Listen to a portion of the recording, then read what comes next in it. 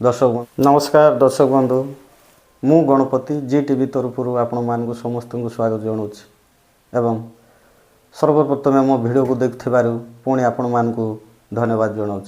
प्रिय दर्शक बंधु मो बहुत दिन है वीडियो करि पार नथिली एतिपई करि पार नथिली मोर व्यक्तिगत बड़ धरणर समस्या थिबारु मो वीडियोटा करि पार नथिली। आज ठारू कंटिन्यू मु वीडियो करी एवं आपण मानकर सामना रे मु वीडियो देवी बोली मु आशा करछि।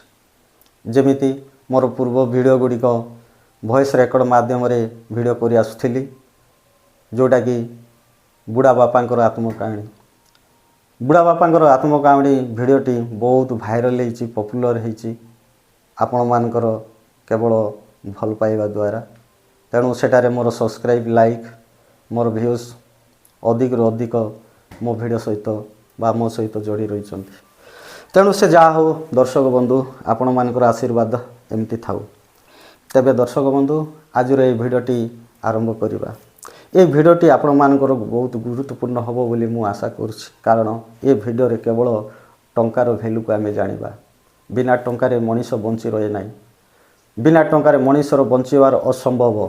जेमिति मनीष सकाळ उठिला ठारू राति सोइला पर्यंत टंकार आवश्यकता अछि। मनीष बंचीबा ठारू तार मरिबा पर्यंत टंकार आवश्यकता अछि। टंका बिना मनीषर गति नाही। तेणु दर्शक बंधु सेतिपई तो मु ए भिडियोर ना देइछि टंका मनीषर मुख्य अस्त्र अठे। टंका मनीषर मेरुदंड रूपे कार्य करे ता ए भिडियो माध्यम रे आमे जानिबा।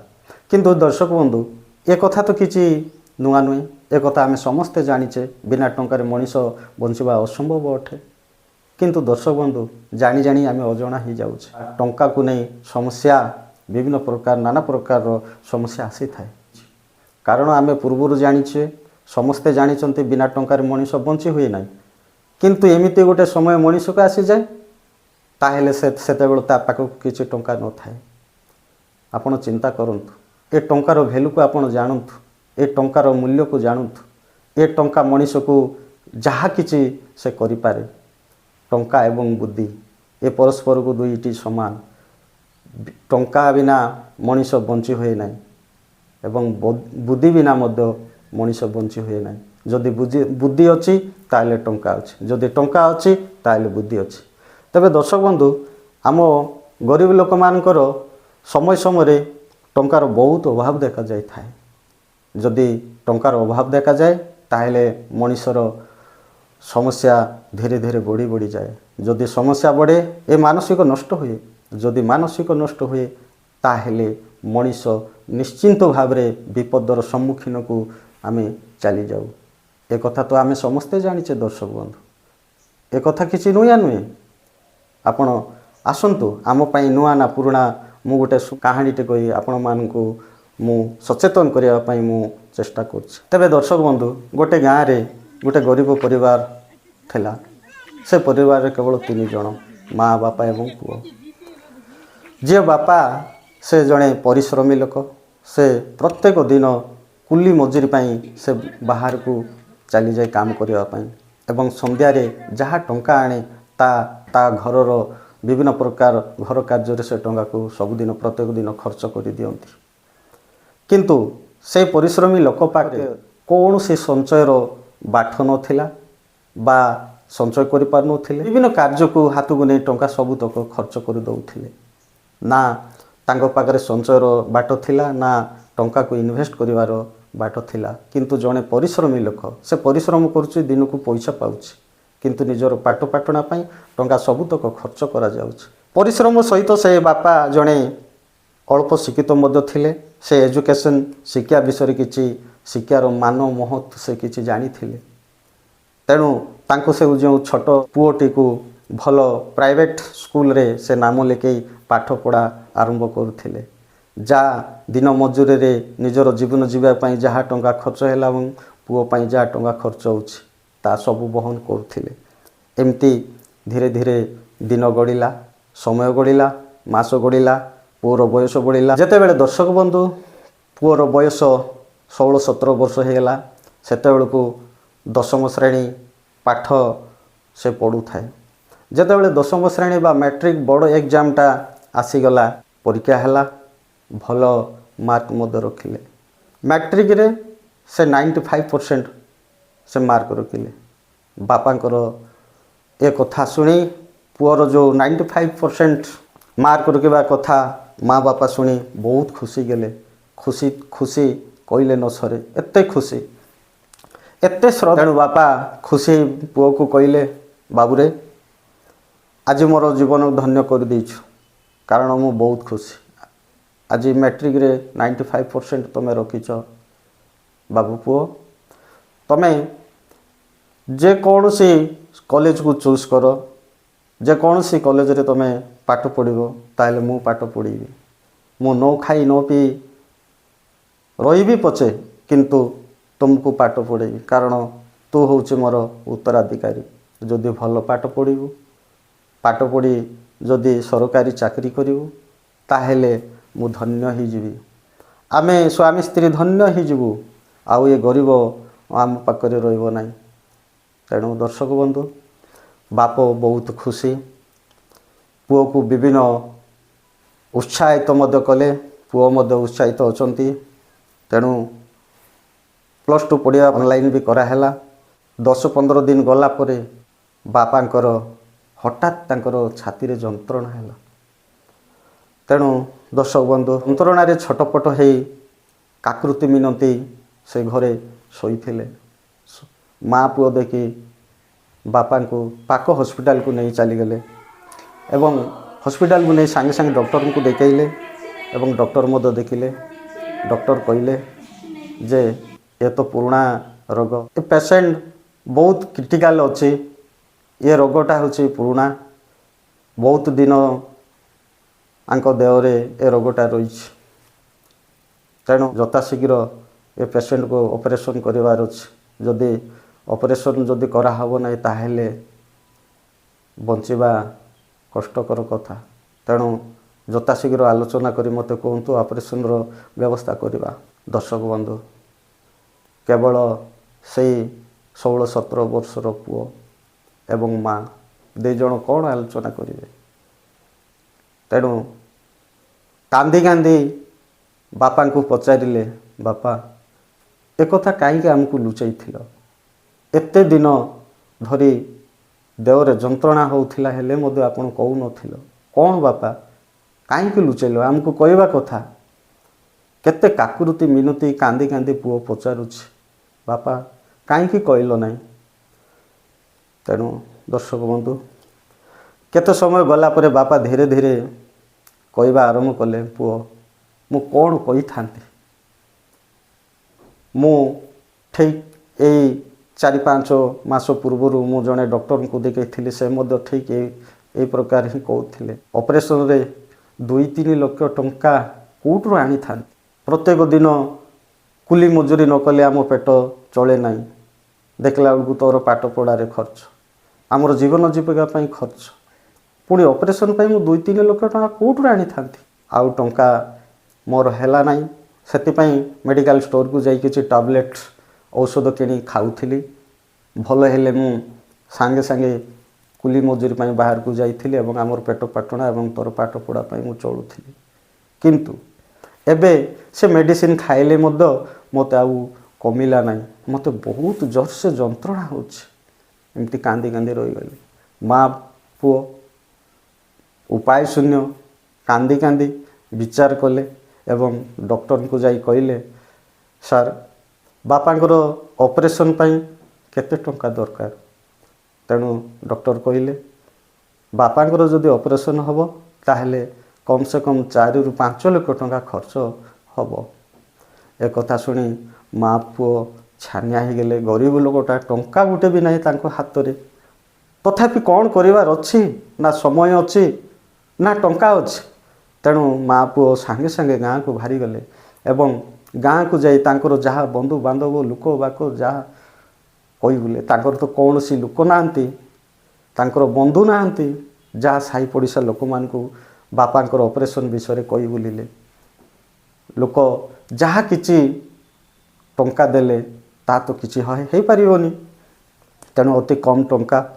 ତେଣୁ ମା ପୁଅ विचार कले टंका तो हो ना जहाँ भी बापांकर जीवन को बंचाइबार अच्छे ताहले कौन करेंगे ताहले जो छोटिया कुड़ियाटी थिला से घर को बिक्री करने से मैंने प्रतिश्रुति हेले तेणु से कुड़िया घरटी बिकवाई जड़े लोक को कहले और से लोक धरिले किंतु दर्शक बंधु 4-5 लाख टंका आपण चिंता करंतु जहाँ तांको पाखरे टंका हैला से टंका धरी डॉक्टर को पाखक गले एवं डॉक्टर को कहले बाबू जहाँ हेले भी ऑपरेशन करंतु मो बापा को बचातु जहाँ टंका मु जहाँ जमती कि मध्य देवी पछे किंतु बचातु किंतु डॉक्टर माने मध्य चिंता ऑपरेशन रो व्यवस्था कराला ऑपरेशन कराला किंतु दर्शक बंधु ऑपरेशन कले कौन हम किसी न हेले औषध तो दरकार इंजेक्शन रो तो दरकार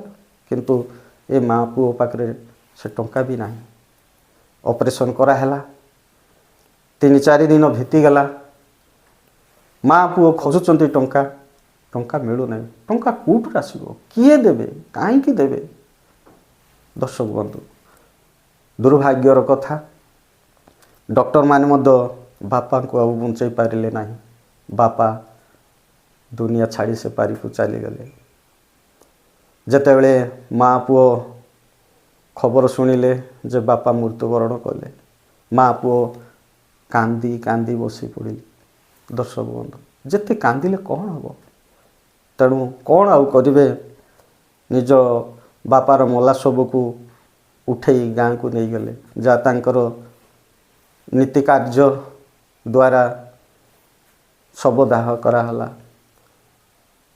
माँ पुओ कांदी कांदी घरे बसिले जड़े केवल रोजगारी बाप थिले से आउ दुनिया रे नहांती विभिन्न कथा को मन को पकई से माने कांदी कांदी बसिले ताकर शुद्धिक्रिया तो दरकार शुद्धिक्रिया पाई टंका नहीं टंका देव किए ये साई पड़िशा लोक जार आत्मा जार मन जहाँ जेतिकी देवा कथा देले एवं चांदा फांदा करी बापांकर शुद्धिक्रिया सारीदेले तेबे दर्शक बंधु जिते बड़े पुओ पाठ पढ़ी जड़े भल मनीष हम पुओ मध्य भावुला जे मु दिने पाठ पढ़ी मु बड़ मनीष हेबी किंतु दर्शक बंधु से स्वप्न स्वप्न ही रहीगला तेबे दर्शक बंधु पुओ आउ पाठ पढ़ो कौन जिते विधवा माँ दुख कष्ट संभाली न पारी से छोट बयस हेले मध्य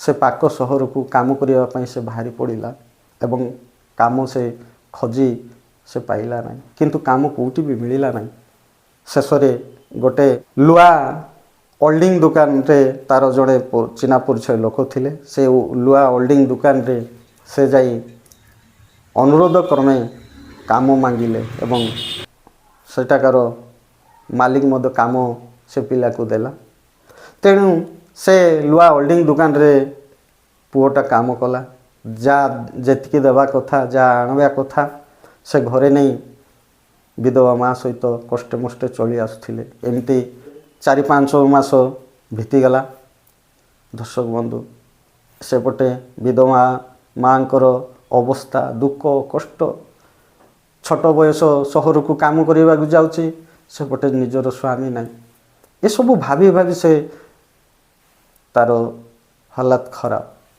तेणु दर्शक बंधु 4-5 मास भीतीगला दुर्भाग्यर कथा दिने बड़ धरणर लुआटा ता गोड़े खसी पड़गला गोड़टा चूरमार गला हाड़ भांगीगला तार तो गोड़टा भांगीगला पुअर तेबे से दुकान मालिक हॉस्पिटल को नहीं गले हॉस्पिटल को जाई डॉक्टर को कहे जे सर पुअर जहाँ हेले भी गोड़टा ठीक कर दिंतु जहाँ जी टंका खर्च हे ताहा मु देवी किंतु प्रिय दर्शक बंधु डॉक्टर माने बहुत चेष्टा कले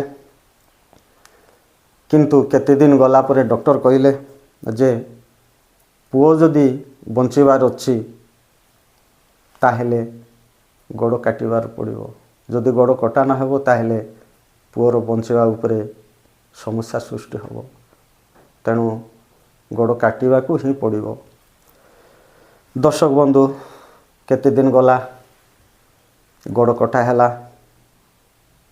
आउ से शिक्षित पुओ स्वप्न देखुवा पुओ गोड़ हरा हो गला केवल गोटे गोड़ केते दिन गला परे पुओटा घर को से चलीगला गोटे गोड़े से कौन कर दर्शक बंधु ये सब दृश्य देखी विधवा माँ मनरे कौन हो आपण मैंने चिंता करूँ एपटे पुअर गोड़ गोटे हरैला से पटे निजर स्वामी को हरैले केवल विधवा माँ जड़े मझे अच्छी आपण मैंने चिंता करूँ दर्शक बंधु ये पुअर एवं विधवा माँ जदि आपण कथा शुणिले जदि आपण मानकर मनरे जदि टिके किसी गोटे आसूची प्लीज गोटे गोटे सब्सक्राइब कर दिंतु लाइक कर दिंतु तेणु दर्शक बंधु एबे आउ से माँ विधवा माँ कौन कह ता परिस्थिति को भली भाव में थी तेबे दर्शक बंधु आपण मैंने एबे मते कहतु टंका मनीषर मेरुदंड कि नुहे आपण मते कहतु टंका मनीषर मुख्य अस्त्र कि नहीं आपण मैंने चिंता करंतु निहाती भाव में टंका मनीषर मुख्य अस्त्र टंका हूँ मनीषर मेरुदंड बिना टंकार मनीषर बंचार असंभव प्रिय दर्शक बंधु मो ये स्टोरीर सारमर्म ये कहानीर मुख्य उद्देश्य जे आमे टंकार भैल्यू को जानिबा टंका आम पाई से कौन न करे कौन करे तेणु प्रिय दर्शक बंधु ये प्रश्नर उत्तर आपण मान पाखे टंकार गोटे सचेतन करने मोर प्रयास थिला तेणु ये भली टंकार रिलेटेड को नहीं टंकार विषय को नहीं मु प्रत्येक दिन प्रत्येक थर मु भिडियोटी सुंदर भाव में करने जाऊँ मो सांगे आपण मैंने जोड़ी रुहतु तेणु दर्शक बंधु आसंता भिडियो करने को जाऊँगी टंका समस्तंकर किंतु गरीब कौन पाए देखा भूलिबे ना दर्शक बंधु आसंता भिडियो अति शीघ्र होगा जाऊँगी टंका समस्तंकर किंतु गरीब कौन पाए प्रिय दर्शक बंधु से पर्यंत मते विदाय दियंतु रही नमस्कार जय हिंद जय भारत।